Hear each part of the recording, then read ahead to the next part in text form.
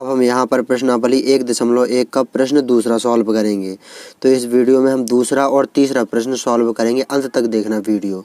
तो जो ये दूसरा प्रश्न है, यहाँ पर हमें इस प्रश्न को सॉल्व करने के लिए एक फॉर्मूला पता होना चाहिए। भाज्य बराबर भाजक गुणे भागफल धन शेषफल।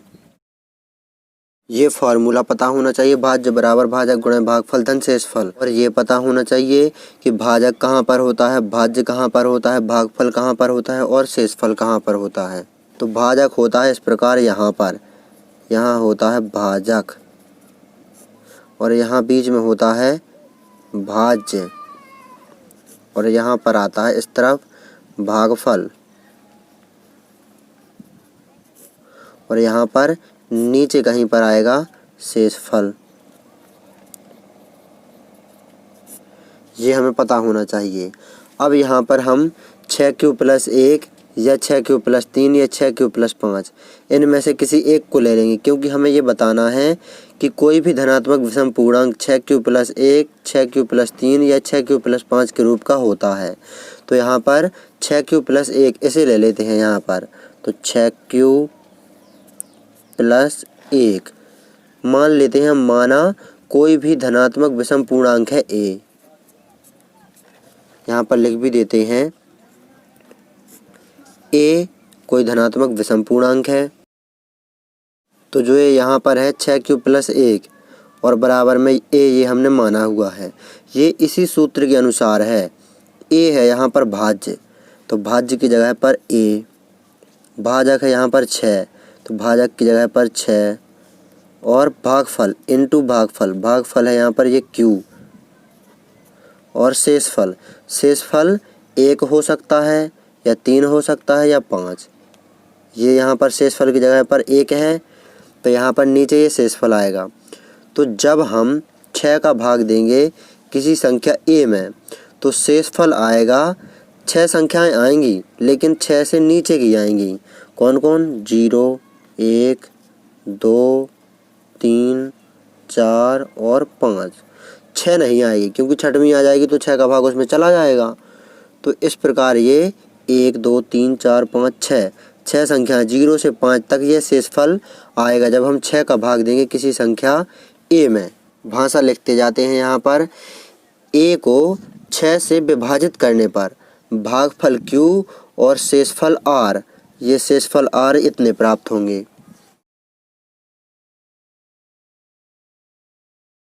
अब यहाँ पर प्रश्न में कहा गया है कि कोई धनात्मक विषम पूर्णांक, जो ये a धनात्मक विषम पूर्णांक है, जब हम 6 का भाग देंगे इस धनात्मक विषम पूर्णांक में, तो शेषफल भी विषम पूर्णांक ही प्राप्त होंगे, 1, 3 और 5। तो यहाँ पर लिख देते हैं, चूंकि a एक विषम पूर्णांक है, इसीलिए 6q+1, 6q+3 या 6q+5 के रूप का ही होगा।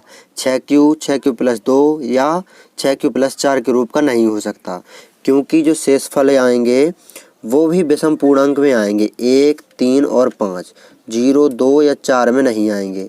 तो यहाँ पर चूंकि a एक विषम पूर्णांक है, इसीलिए कोई भी धनात्मक विषम पूर्णांक 6q+1, 6q+3 या 6q+5 के रूप का ही होगा। तो ये है हमारा उत्तर।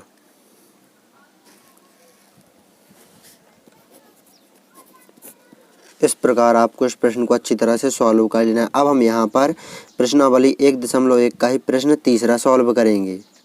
तो यहाँ पर किसी परेड में 616 सदस्यों वाली एक सेना की टुकड़ी को 32 सदस्यों वाले एक आर्मी बैंड के पीछे मार्च करना है। दोनों समूहों को समान संख्या वाले स्तंभों में मार्च करना है। उन स्तंभों की अधिकतम संख्या क्या है जिसमें वे मार्च कर सकते हैं? तो यहाँ पर मैं आंसर आपको बताऊंगा, तभी ये प्रश्न आपको समझ में आएगा। अधिकतम संख्या है स्तंभों की 8 और ये है वो अधिकतम 8 स्तंभ। अब यहाँ पर 616 सदस्यों वाली जो आर्मी की टुकड़ी है, इसको 8 समान भागों में बांटना है, तो आएगा 77 77 8 बार, सभी में 77। सभी में 77 सदस्यों वाली आर्मी की टुकड़ी जाएगी और आगे आगे चलेंगे जो आर्मी के बैंड होंगे। तो यहाँ पर पहले 77 77 सभी में आर्मी की टुकड़ी डाल देते हैं, लिख देते हैं। और 32 सदस्यों वाले आर्मी बैंड को, इसको भी समान जो ये 8 स्तंभ इसमें डालना है। तो 4-4 सदस्यों वाला आर्मी का बैंड जाएगा एक स्तंभ में से और 77 जवानों की आर्मी की टुकड़ी जाएगी एक स्तंभ में से। तो यहाँ पर 4-4 सदस्यों वाला आर्मी का बैंड और इसी में से जाएगा एक स्तंभ में से। तो यहाँ पर लिख देते हैं, आपको समझ में आ जाएगा, बहुत अच्छी तरह से समझ में आएगा आपको ये प्रश्न। 77 सदस्यों वाली आर्मी की टुकड़ी एक स्तंभ में से जाएगी, कुल 8 स्तंभ, सिर्फ 8 ही हमें आंसर ज्ञात करना है। और 4 सदस्यों वाला आर्मी का बैंड प्रत्येक स्तंभ में से जाएगा। तो यहाँ पर ये जो 8 आंसर है ये हम इस प्रकार निकालेंगे।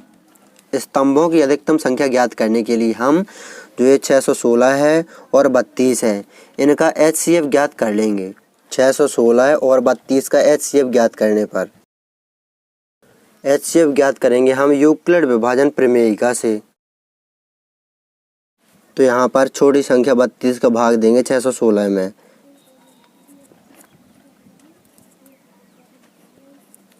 तो यहाँ पर 32 एकम 32, 61 में से 32 घटा देंगे तो यहाँ आ जाएंगे 29 और ये 6 पीछे उतार देंगे।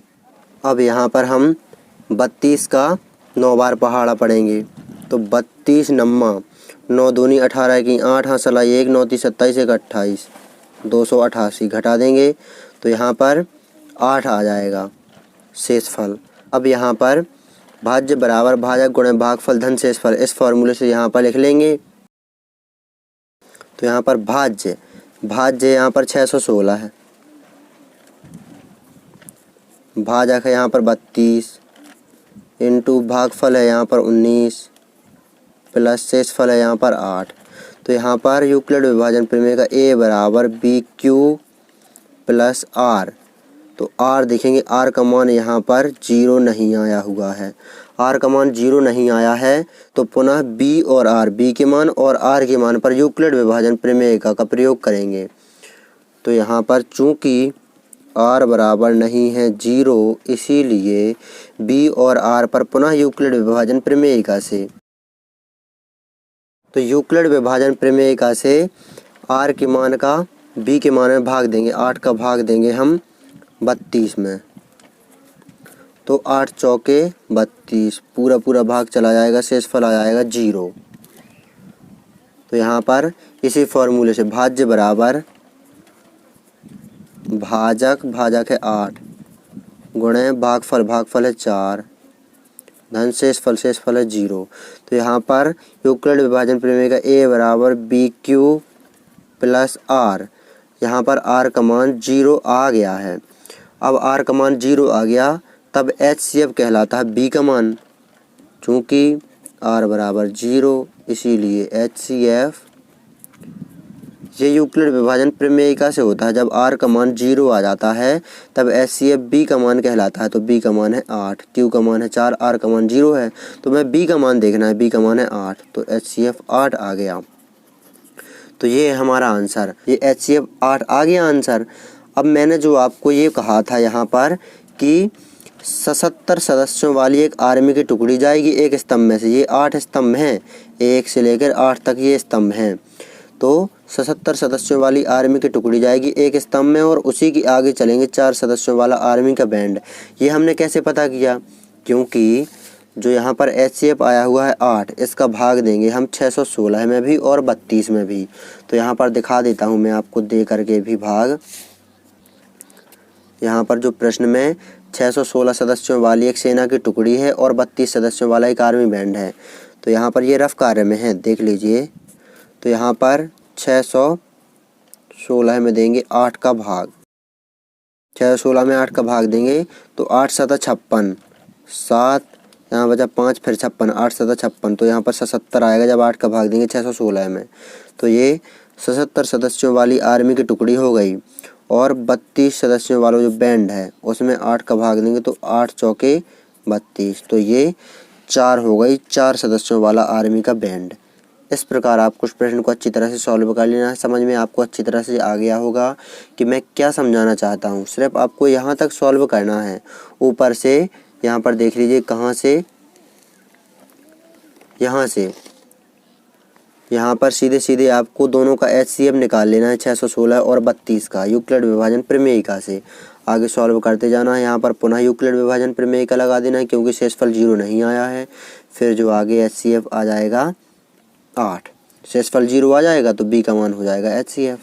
इतना आपको सॉल्व करना है। इस प्रकार आपको इस प्रश्न को अच्छी तरह से सॉल्व कर लेना। यदि आप कक्षा 10 NCERT गणित के अध्याय 2, 3, 4 और 5 के सभी प्रश्नावलियों के सभी प्रश्न क्रमशः सहित देखना चाहते हैं तो डिस्क्रिप्शन जरूर चेक करें। वहां पर हमने सभी अध्यायों की सभी प्रश्नावलियों के सभी प्रश्न क्रम से हल किए हैं और डिस्क्रिप्शन में लिंक दिए हैं, तो जाइए डिस्क्रिप्शन जरूर चेक कीजिए।